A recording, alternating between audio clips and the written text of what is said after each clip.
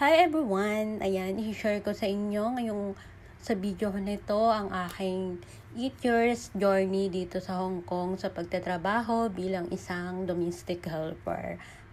Kasi kanina guys, naisip ko na isang buwang mahigit na lang pala ako dito sa Hong Kong na magtatrabaho.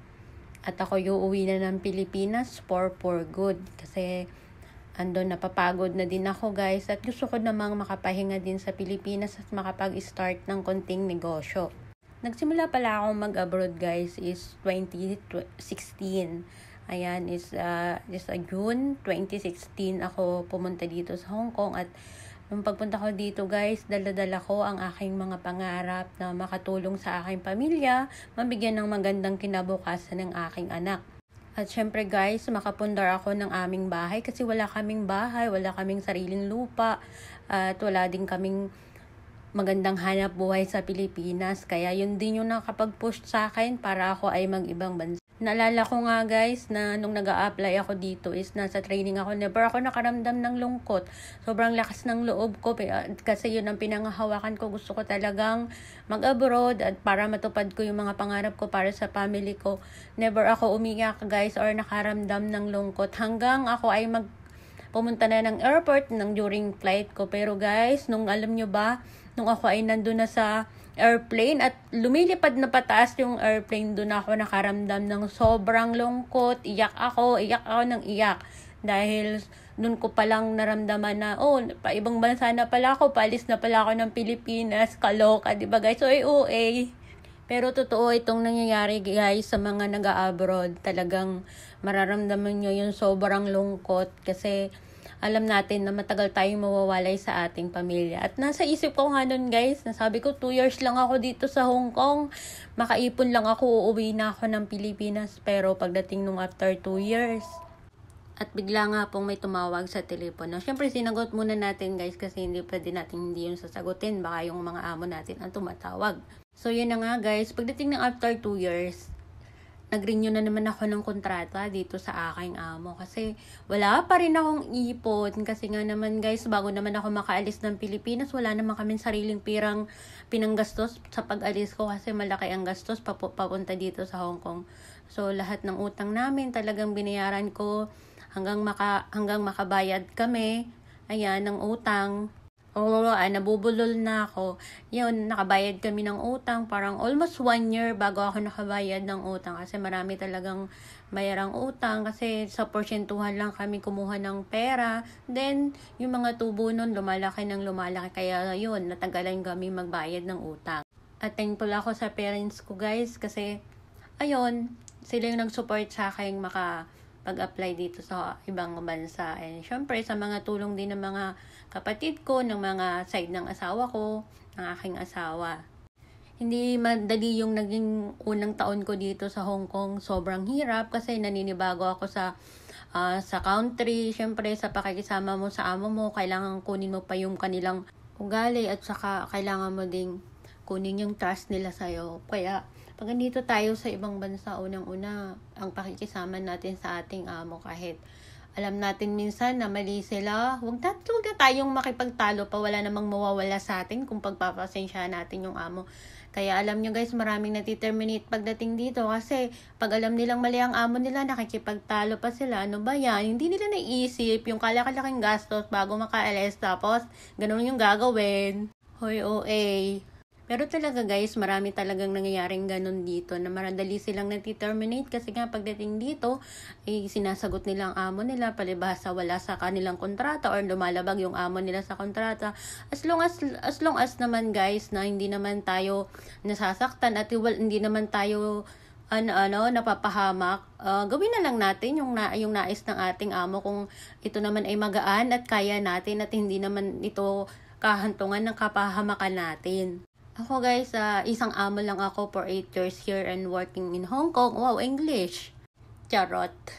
Ako yun nga guys, ako nga ay 8 taon ditong nagtatrabaho sa amo ko sa Hong Kong na iisa lang sila, hindi ako nagpalit-palit ng amo kasi alam nyo guys, sobrang hirap kasi makisama ng pakanibago sa amo lalo higit na dito sa amo ko is wala akong batang alaga na baby. Mahirap kasi pag may baby, tas meron ka pang bahay na lilinisan, sari-sari pang iyong gagawin, mamamalengke ka pa.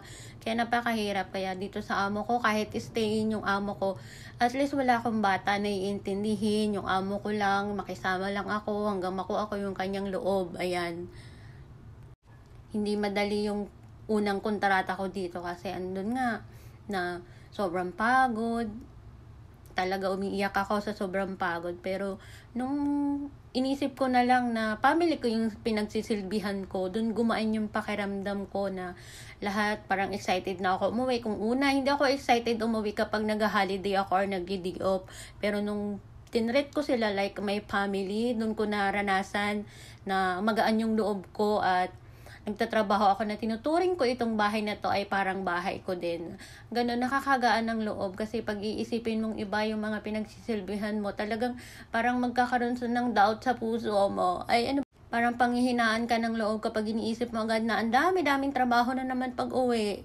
Pero kung ilalagay natin sa puso natin at mahalin natin yung mga taong pinagsisilbihan natin, like yung ating mga amo, nako guys, sinasabi ko sa inyo, mag-i-enjoy kayo sa inyong trabaho, although nakakapagod, pero pag naiisip ko na ako'y pagod at naiiyak, iniisip ko na lang, Lord, yung sahod ko, yun ay kailangan ng family ko. Lagi ko lang pinagdarasal na, Lord, bigyan niyo lang po ako ng malakas na pangangatawan. At alam nyo guys, natapos na naman yung aking pangalawang kontrata. Ayun, wala na naman tayong ipon. Pero thankful ako guys kasi kahit wala naman akong ipon, may napupundar naman ako. At dahil nga wala naman akong naiipon, siguro naisip ko na lang guys na kailangan ko ng extra income. Kaya, ayun, pinasok ko ang pag-online selling. At yun nga guys, napagpo-post ako ng mga paninda. Like yung mga pabango, nag-start ako mag-post ng mga panindang pabango. At hindi ko sukat akalain guys na dadami ang mga customer ko, mga resellers ko. At sa loob ng 3 months, kumita agad ako ng 80,000.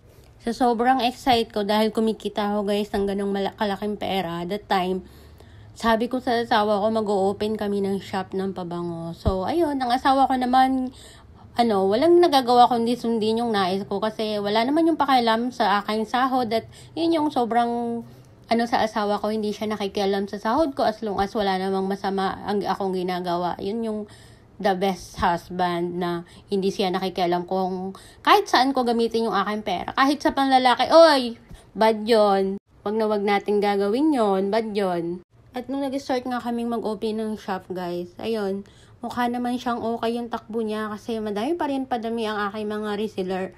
Kaso dumating ang pandemic at noon, nauso din noon ang mga beauty products through online. Napakalakas nung bintahan kaya nainganyo din ako isang distributor ng aming lugar sa Pilipinas. So, naging isang distributor din ako guys. Lahat ng mga product na lumalabas ay kinukuha ko bawat alok sa akin na tinatanong nila kung gusto ko daw maging city distributor ng bayan na yon.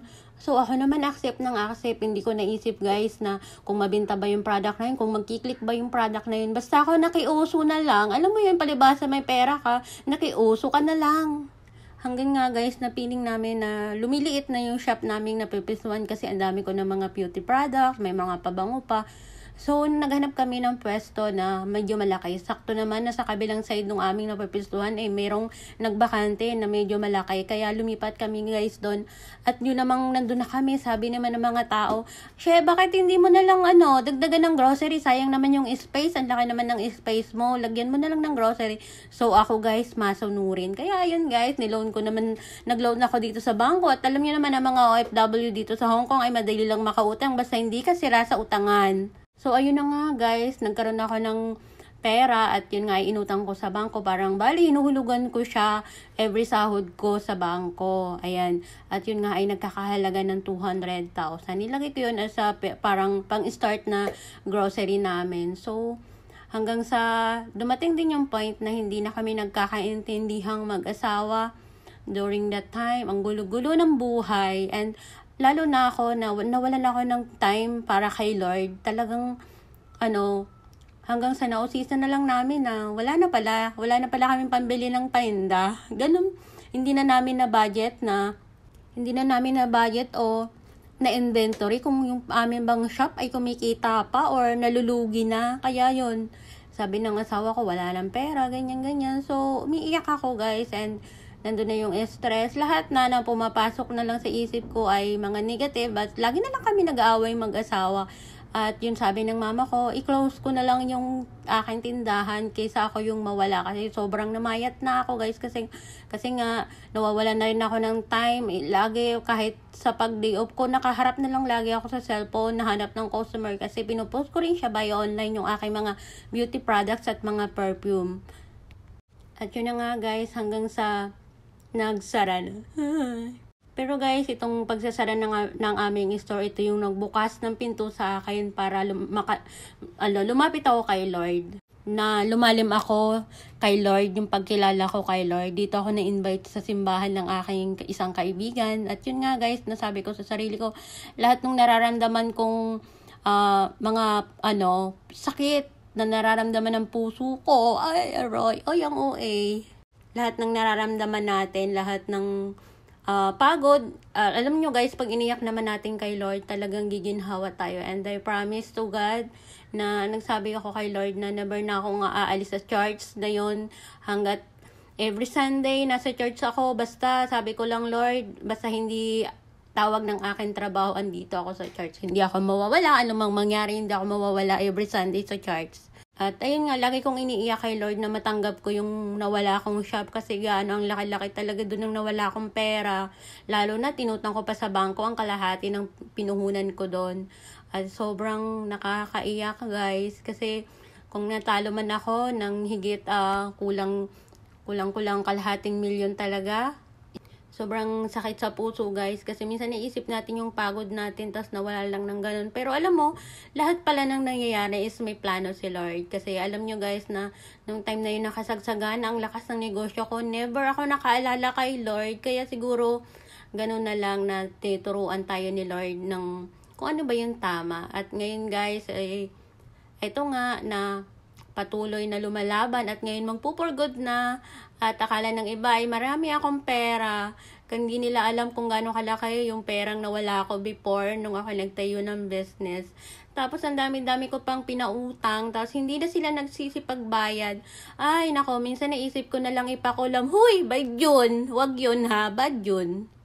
At ngayon nga guys, sobrang thankful ako. Wala man akong ipon. Marami naman din akong napundar. At yun yung pinagpapasalamat ko kay Lord na nakatulong din naman ako sa family ko. Kahit ako magpo-for good na wala akong ipon, masaya ako kasi kung tinitingnan ko yung buhay namin bago ako mag-abroad, sobrang blessed ko na.